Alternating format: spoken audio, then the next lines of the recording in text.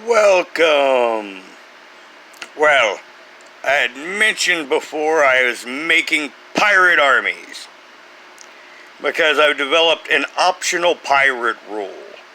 Now see, a large empire, when he starts to get rolling, can simply pull many ships from his backfield to steamroll over his other opponents.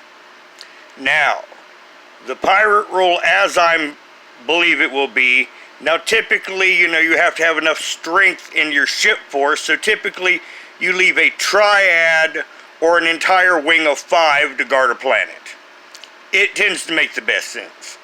But, once again, when you're fighting and you're getting your enemy to that breaking point, you can pull a lot and just leave one ship in many of your backfield as long as it's at a far distance and you could reinforce it at some time.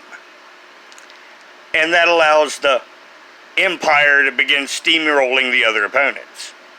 But if a pirate rule is added, it would stop this. And it's just an interesting flavor thing for the game. Now, these are my typical glass beads, except these are painted with nail polish. She'll be really surprised when you're asked to see her nail polish collection, and then you end up painting war game counters. But we won't tell her. So, I created 15 different colors to be my 15 different pirate ships, and for fun, I made a gold, a silver, and a bronze. Kind of like your most wanted 3. I made those bigger than the other pirate vessels, so that way I have unique pirate vessels going around, and you can develop a rivalry. Now, these are 2 typical side counters. This is an orange and a purple. I just put them up here as contrast, so you kind of get the idea of what they will look like on a board together.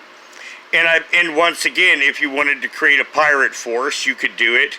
Now, these kind of counters, I just put them in an old Parmesan cheese counter for gaming. They work great. Ye old Parmesan cheese counter, that works perfect to keep your armies in. Now, unfortunately, if you go and paint your own armies using your girlfriend's nail polish, she'll be very upset, but she'll have to get over it. You could, but you'll have to once again leave them all on a flat something to where they won't get nicked up. Now, these, I did put a clear coat on top of them. So, these have been double coated and they have a clear coat on them.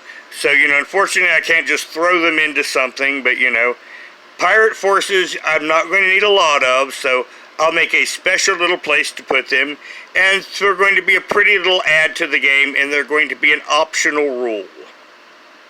And I thought I would just show you this, but once again, if you start to use some of our Warhammer 40K rules that we're going to develop, you might want to make your own Space Marines.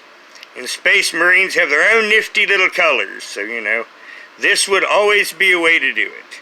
Now everyone, have a good day.